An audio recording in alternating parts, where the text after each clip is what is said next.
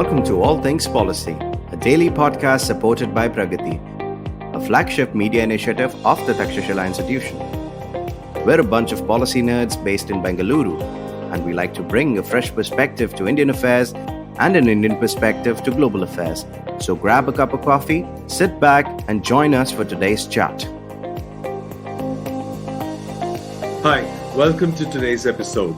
I'm Sridhar Krishna. I'm a senior scholar at the Takshashila Institution, and I've been working on a project called the 20 Million Jobs Project for a while now. And we've been talking about a variety of issues around how jobs can be created in India. India needs 20 million jobs, as I've mentioned multiple times in various episodes of All Things Policy, and but we create less than 2 million jobs each year.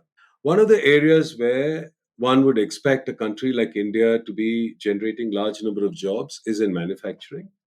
However, manufacturing in India has remained at about 16% of GDP and has not been growing at the rate that one would have liked it to. China, on the other hand, has become a real big powerhouse in manufacturing.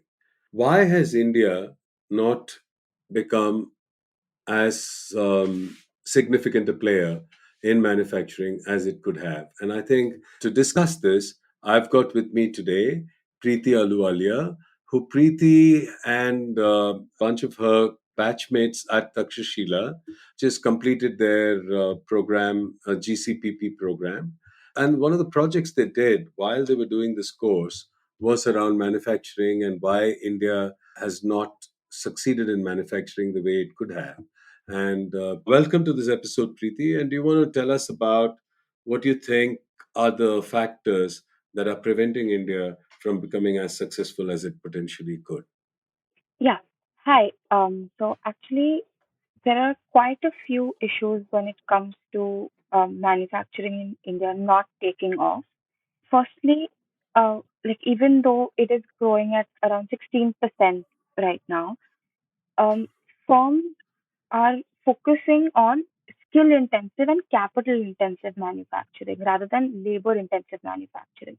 And for a country like India, I think it's really important with like such a large massive population that is not very skilled to be incorporated in the labor market with the help of labor intensive manufacturing like textiles and stuff like that. So, firstly, the issue is that firm size is really small because a lot of the regulations, like for example, the labor laws that exist today, like they are being amended, but in their current state, they are very difficult to get around. And as the size of firms increase, the number of regulations and the difficulty around it starts to increase, which is why firms prefer staying small. Now, because of this, there is a lot of loss of productivity for the firm. And by staying small, do not have to comply to these regulations.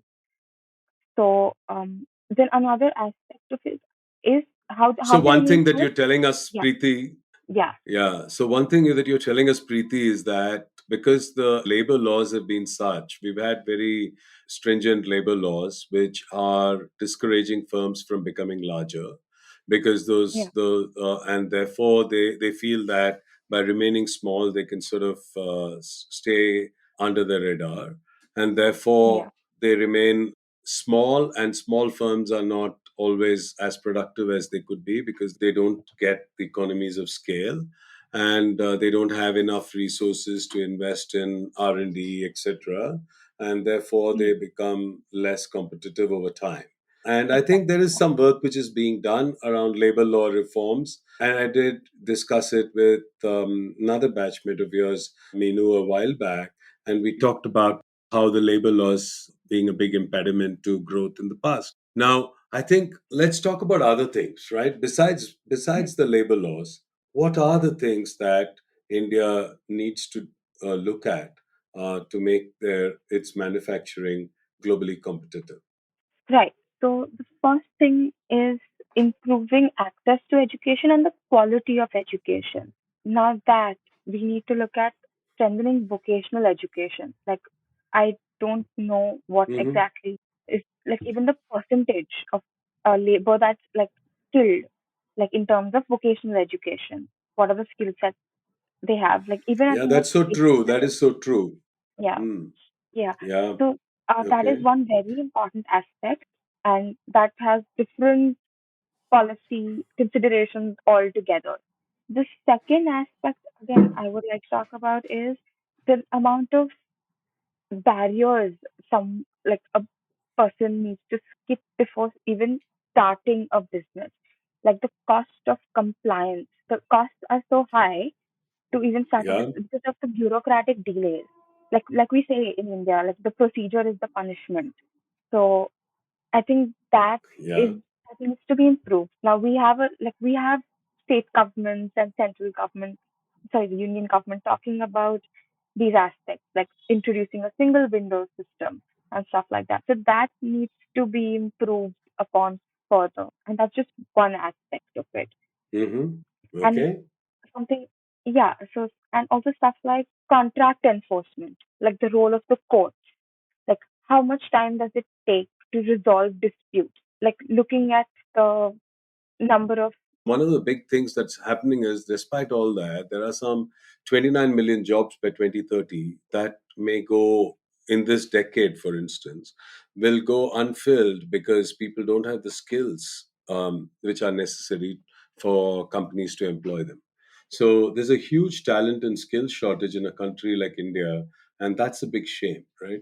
And the fact that, yeah, and there are some solutions to it, and I think we will come to that in a bit. But I think it's important to point that out, as the skill shortage is a huge problem. We yeah, don't have yeah, people who are trained, and this ITIs and all those kind of the polytechniques, etc. So they're not enough of them, or they're not giving people the right skills to make them truly employable. I think that's a big exactly. problem. Then the other Yeah, one that you mentioned was around the difficulty in setting up businesses themselves, and if it becomes very hard for entrepreneurs to start a business, then they give up even before they get going, right? Because it's so yeah, hard. I mean, people may have a good idea, might even have the resources to come in and do it. The third thing that I think, I'm not sure whether I heard you say that, was also around access to capital, right? So, access to mhm, capital is so hard for many people in our country, with a country where the banking systems are, I mean, a very large number of people till recently, at least, were did not even have a bank account. And in the cities, while there's probability of people being able to get access to credit, etc., in rural India, it's even more difficult. And it is quite expensive to live in cities. So unless people are having a certain level of income, it'll be difficult for them yeah, to move into the cities in India. We still have a significant percentage of our population which lives in villages, and no country in the past in history has managed to get to about over $10,000 per capita income without at least 65-70% of its population living in cities, right? So I yeah, think we need to have like people moving into that in order to be able to do this. I think there are a few other areas which I was also reading about, right? I think you yeah, mentioned that also around the low productivity. I think, like, because of the mm, size of the firms being small, or and them not in using the right technology, the right levels of automation, or the right skills, the productivity of labor is quite low, and that again makes yeah, you globally not very competitive. Yeah. And anything else that you yeah. think we should sort of look at before we sort of go into each of these areas? Yeah, so productivity is also low because the size of firms is really small, right? So if you're just like less than Mm-hmm. 100 people working, um, you don't like eventually you need resources to reinvest in your business and go further or invest in technologies or like innovate. So if that is a factor, and another thing that ends up happening is that like the Indian economy, like 80 to 90% years it takes to resolve these disputes is also another issue. But right now, if we look at like earlier, it was difficult to even close down a business, but that's improving because of the IBC. But we need to like keep improving these aspects further. Yeah, Preeti, I think I agree with you. I think, like, when you talk about the skills shortage in India, I read an ILO report a while back, where he talked about how, despite the fact that India has so few jobs and people are all looking for jobs, not getting them, and staying out of the workforce because they're despondent and they don't believe they'll even get a job. So they don't even apply for Yeah. jobs, right? Of our labor works in the informal economy. So that, like, because we see a high degree of contractualization, again, because of these very strict regulations and laws and compliances. So that really hampers the way manufacturing, that really hampers growth in manufacturing. Another factor that I'd like to touch upon is like the lack of proper infrastructure. Even when you go to build infrastructure, and another issue that delays this is like land acquisition laws. Go Okay. ahead. So another Go factor ahead, is Preeti. You were infrastructure. talking about infrastructure. Yeah. So the delays related to like when you're going to build infrastructure, because manufacturing growth requires some degree of built up infrastructure. Um, the issue that comes up there is like delays, like a long amount of time taken to even build this infrastructure because of issues in land acquisition. So, like in a country like India, it kind of gets difficult sometimes to acquire land, and there are a lot of issues with that come up during the process. So that's another bottleneck that tends to come up quite often. When it comes to building infrastructure for manufacturing, another issue that keeps coming up is land acquisition. Because of this, there are a lot of delays that this causes, and that increases the cost again for anyone. And yeah, so that becomes a major issue again. And basic inputs like electricity are also either expensive or there are like power cuts and stuff like that that keeps Yeah, happening. So the cost of inputs and the barriers that come up here end up increasing the cost, direct or indirect cost, for any person starting a business or running a manufacturing business. So yeah. yeah, And that's that's so true. I think, I remember, if you recall, like Tata Nano project, was supposed yeah, to have originally been in West Bengal, and then they ran into exactly. trouble with land acquisition, and then they had to move to Gujarat to go and manufacture from there, and all this led to significant cost increase to the firm, and therefore, I think the success of the project itself was impaired, right? And Yeah, therefore I think, yeah, that's definitely true. And I get your point about electricity. I think the fact that, electrical power, you can't take it for granted that you will have, yeah, 24/7 good quality power available to factories manufacturing in India.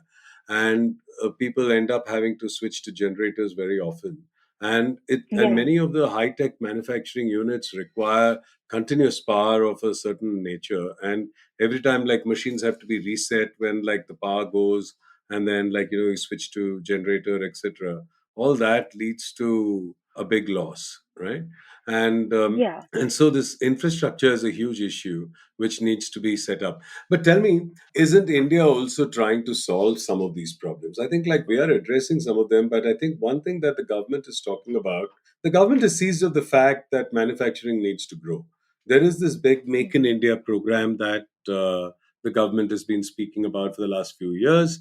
It has also provided certain incentives in terms of what's called the performance productivity linked incentives, right? So PLIs, yeah, and these are available to a select set of industries.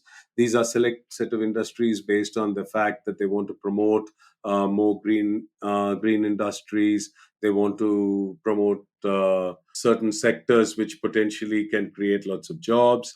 They want to yeah. do all these things, and therefore they have provided incentives to these industries. Do you want to tell us a little bit about the PLI scheme and how that works in terms of the fact that how does it work? I mean, basically, these are incentives which are given to companies to increase what they produce, correct? Yeah, yeah. And it's like an incremental sort of incentive. Basically, yeah, it's like a subsidy given Correct. to these So, for companies. instance, if somebody is Hmm. producing 1,000 crores today, Yeah, if today let's say they're producing 1,000 crores is their base year. In the base year they produce 1,000 crores. Then in the next year, if they increase their production to like over 10%, Yeah. to 1,100 crores, then they get like, for that 100 crore incremental production, they get a certain incentive from the budget. Right, the budget gives Yeah. them, the union budget allocates a certain amount of money directly to these companies.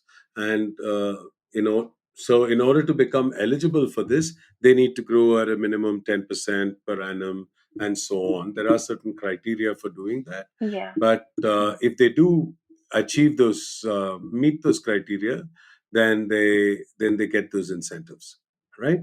Yeah. So this is Yeah. supposed to be the idea behind it, as I understand, Preeti, is that the government wants to get multinational companies to come to India and manufacture and make capital investments and produce in India. They Yeah. want Indian companies to increase what they produce and become globally competitive and go out not just to produce for India, for supply to Indian companies, but also to create surplus which can be exported. So they want more investments in R&D, etc., so that Yeah. they become more globally competitive. It's still very new. It's just been around for a couple of years, and the benefits of PLI are yet to be fully realized and understood. And so let's take a short break and come back and just discuss about what you think about PLI, and do you think it's going to actually solve the problem that we have in front of us. Okay, let's take a Yeah. short break.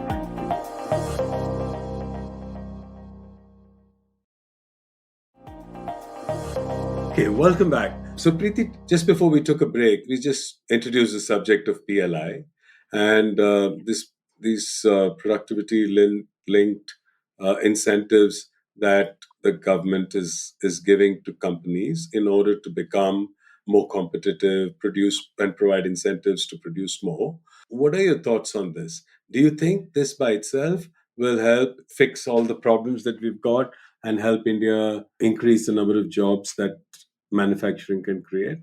Yeah. So just to touch upon the point you had made earlier about companies shifting from one state to the other, usually the incentives that state governments like visibly, at least for now, provide is like their selling points are like tax cuts or land grants or something of that nature.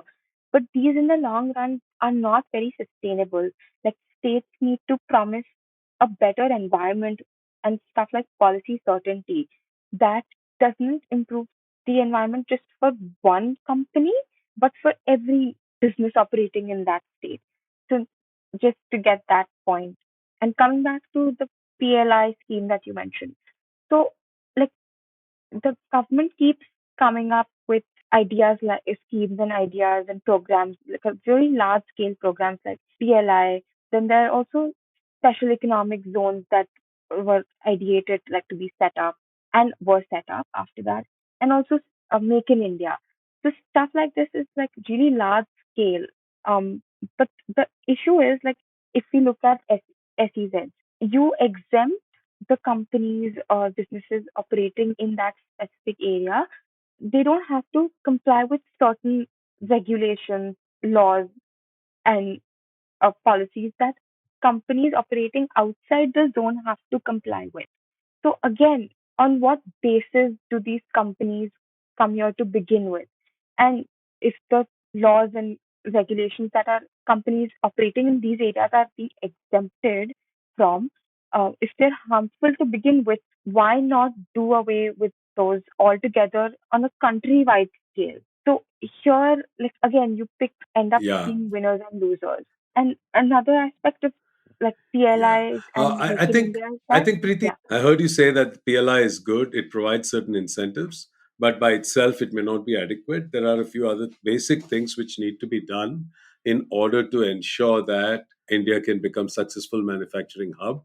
These kind of incentives, while they might help you in the short run, they are probably not very sustainable. And it's also difficult for the government to sit on top and decide which industries to provide incentives for and which ones not to provide incentives for. And yeah, I saw this interesting study from A.T. Kearney, which talks about the fact that there are very few industries in which India is globally competitive. They did some analysis Mm. of by industry and across the globe and said that India is consistently in the fourth quintile in terms of relative positioning of leading manufacturers in the region, right? So Western Europe, Central Europe, United States, Korea, Eastern Europe, these are all countries which, I mean, Western Europe is probably in the first quintile, while some of these others are in the second quintile. China is in Mm. the third quintile, while India is consistently in the fourth quintile, right? Except for a few industries, like in pharmaceuticals, India is doing much better. Like maybe in some chemical industries, etc., it's doing well. But Yeah. largely, India is sort of quite behind in terms of competitiveness. And these things, according to them, are due to low productivity and Mm. talent and skill shortage, which we talked about, inefficient supply chains, which we didn't really Yeah. mention, but I think we did allude to them when we talked about infrastructure. If you don't have good roads, good railway connections, you don't have ability to move goods easily, and then that's a huge problem, and that becomes a big bottleneck and structural impediment to do. And then there are all these state level taxation policies which contributed to longer lead times, which I think some of which are being addressed through GST, etc. But Yes. and I think the fact of lower level of supplier competence, because Mm. they talk about the fact that while you might be trying to manufacture something globally, some at global quality, your suppliers of those companies are not of such high caliber, right? And therefore Mm. you need, they need to improve their quality control capabilities and so on before, India can become truly competitive. Many Mm. industries that India in the past was successful with was in labor intensive areas, where, because, you thought you could use labor cost arbitrage and try and become successful.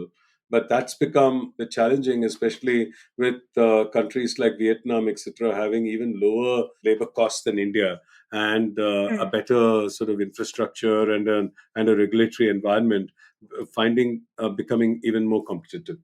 Bangladesh, for instance, is much more competitive in garment Yeah. manufacturing than India is. So, how do you make smart investments in asset productivity? Is one of the things that A.T. Kearney is sort of recommending. The other Yeah. area is about skilled manpower, which is in short supply. We talked about that. There are some solutions to that. And I think we talked about it in one of our earlier episodes, where we talked about creating career impact bonds and helping Mm. people acquire training without having to pay for it and upfront, and paying and repaying those loans that they get in order to get trained with the increased income that they earn with post that training, right? If somebody is, Right. let's say, a lathe operator wanting to become a CNC machine operator and they get trained, then they can, let's say it costs them 50, 60,000 rupees to get them trained. The training company tells them, okay, here's 60,000 rupees in loan you can use in order to get trained, but you repay the loan only when you actually get a job, which increases your pay. And Right. then maybe you securitize all these loans which have been given and create bonds out of them, which can then be subscribed to by various people. So this career impact bonds is one of the ideas that we had in order to sort of address the skilled manpower shortage in our country. Mm-hmm. Supply chains being inefficient is another thing that A.T. Kearney points out. And they say that, having lean processes and trying to sort of smoothen the flow, having a better flow of work, right? Rather than trying to, ship everything towards the end of the month, or and so on, is they give an example of an automotive company which ships only 10% of its total dealer shipments in the first 20 days of the month, and then Mm-hmm. 30% during the next 7 days, and 60% in the last 3 days. Right? When you have this kind of variation, this leads to Yeah. choking the supply chain at different points and then making it less effective. And also, of course, this is besides the fact that you have poor roads and railways Yeah. and everything else. Then about having better agility and using technology more effectively to have like a more responsive supply chain. I think that's very important. And this responsive supply chain has become quite, earlier people thought you should use predictive you should predict the demand, and then you have supply chains which are where you predict demand, and based on that you sort of move goods around. And this way now they're talking about having more responsive supply chains which are more agile. Yeah.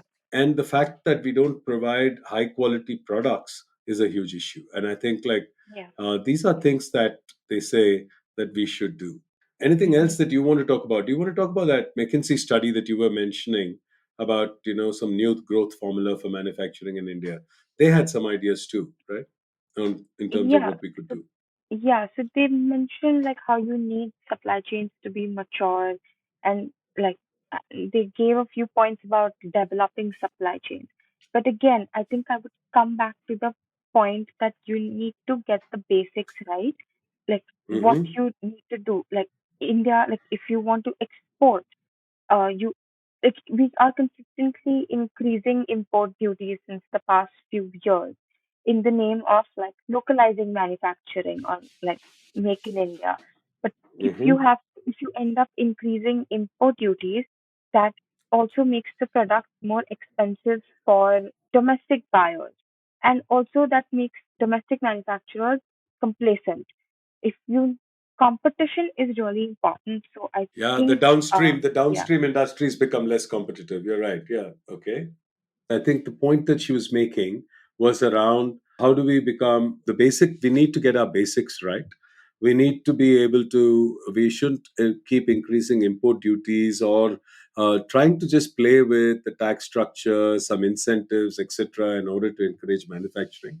We need to get the basics right, which involve increasing worker skills, improving productivity over time, using the right manufacturing techniques, using lean manufacturing and so on, and also having adopting industry 4.0 automation technologies, etc., like what McKinsey is suggesting, and then going on to getting access to the right know-how and technology which is required in order to become known as the manufacturer of high quality products. It's not enough to just try and compete based on labor cost arbitrage.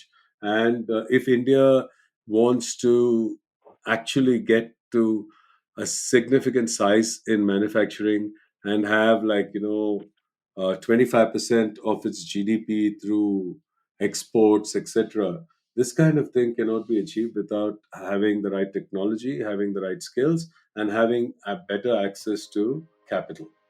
Thank you very much, Preeti. Thanks for joining. This was a great conversation, and I hope we are able to in future sessions talk about the impact that the PLI scheme has really had and analyze that in greater detail. At the same time, look at other ideas for how India can become more globally competitive in manufacturing. Thank you. If you liked our show, don't forget to check out other interesting podcasts on the IVM network. You can tune into them on the IVM Podcast app, ivmpodcast.com, or wherever you listen to your podcasts. You can also follow IVM on social media. The handle is at IVM Podcasts on Twitter, Facebook, and Instagram. And hey, if you'd like to dive into Takshashila's research on technology, strategy, and economic affairs, check us out at our Twitter handle at Takshashila INST or our website takshashila.org.in.